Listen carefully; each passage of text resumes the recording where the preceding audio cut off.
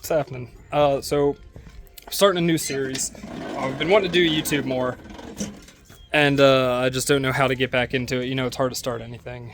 But I think I'm going to concentrate this and try to put out a video every couple of days.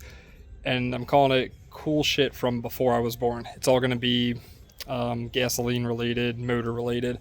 And I've got a lot of cool shit. So I'm going to show you some of the stuff at my house. And I'll work over to my parents. And I'm going to do a little video about the different cool shit. What makes it cool, why stuff isn't built the same way that it is anymore. And we'll just get into it. So what made me want to do this is I just got this snowblower, actually from a guy right around the corner, about 10 houses down that way. Found it on Facebook Marketplace. It's a Troy-built, MTD owns Troy-built. They did, at least in the 90s. It's funny because I have this snowblower and this is a snapper. I'll show you this one too real quick. But this is a little 4 horsepower unit. And I think this one's from 81 or so. Little Texuma engine on it, simple, but if you notice, it looks dang near identical, down to the key. That one actually says Texuma on it. Pull, start, primer, stop, choke, all that good stuff. So over here, what do we have? Pull, start, primer, throttle, choke, key, a little bit newer Texuma. And this is a 10 horsepower. This one also has electric start. Now, what makes this cool? It's a snowblower, right? There's nothing cool, right about, Chris? You know, fuck that thing. They put headlights on snowblowers back in the day. Like, I don't know if they expected you to be snowblowing like in the pitch dark. Like, obviously it can sometimes be dark out when it snows late at night and you want to get out there, or early in the morning and wake your neighbors up. But they had the audacity to think that you're going to be snowblowing in such dark conditions that you need a headlight. And I just think that that is so cool. My snapper does not have a headlight on it. This one does. The snapper was struggling. We got some snow the other day, and it was kind of a wet, heavy snow, and it was getting stuck in the auger. Of course, I didn't have any of that spray that you're supposed to spray down in there, but I had to like poke it out, and it was still doing the thing, but it just wasn't great.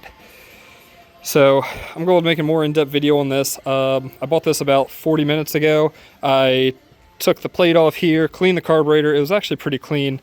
Cleaned the fuel tank, pulled the line off, and shot starter fluid, carb cleaner, brake cleaner through the line into the carburetor, through the gas line, feed line, with the bowl off, and confirmed that that line was clean. Put everything back on. Of course, before I did all this, I shot starter fluid into it and pulled it and had it fired up for a minute or so. And it ran, so then, you know, you move forward. Yeah, so this now runs. This is going to be my main snowblower for the year. I'm trying to sell that guy if you know anyone that's interested. I'm not trying to sell stuff on this channel, but I've got this 99 CBR that's good to go. I'm just waiting on a nut and bolt kit for this side. Missing a couple screws that should be delivered today. This is an 81 Passport. I had it running, and now it doesn't want to run anymore, but just off starter fluid. The gas tank, two-piece Johnny, she's kind of held together like that. She sits down in here. I've got a new one of those coming, and it did run, and now it doesn't want to off ether anymore. So we'll see how that goes. We've got this 80 turbo Trans Am that has a Chevy 454 swapped into it, and an auto trans, probably a turbo 350. Look at Chester right here. I got that Passport with this Honda Hobbit. It's really rough. I think it's a 78. 88 F-150 that needs a starter, and the wiring's a mess on it. I've got my old Simplicity here, which I just love this thing. The headlights on this do not work, which is a bummer. But I have a snow blade for it. It's sitting over there behind the wood pile. I've got a tiller attachment for it.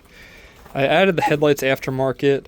This is a generator slash alternator. No, alternate. I'm sorry. This is a generator slash starter. So this also spins when you turn it. I don't think it'll fire up, but I can at least show you how it works. This is your start button.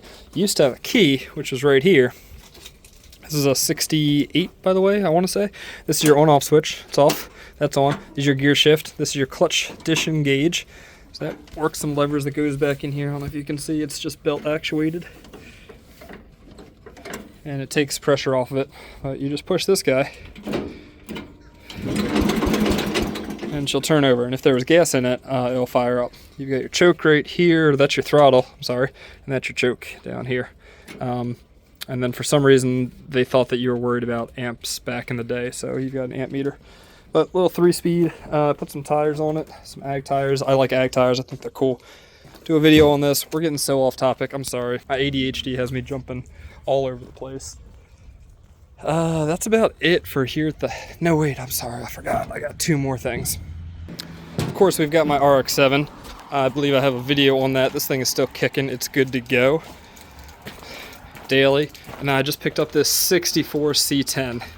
This thing is pretty cool. It's got an inline 6 in it. It's a 3-speed column shifter, so it's a manual shifted, if you've heard the term 3 on the tree before.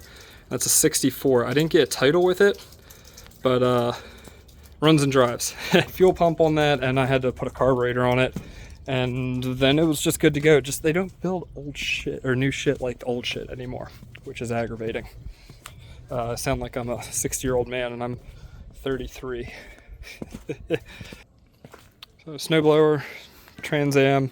Trans Am runs, but it needs starter shims. A couple of parts in here. Yeah, just kind of an intro video. I'm going to try to get a video out every couple of days because I've been meaning to do this, showcasing my flips, what I buy and sell. Most of it's older than me. A lot of the street bikes are newer, I guess, but a lot of the stuff that I have is older. So I want to show people that. How to clean a carburetor. The snowblower was $50.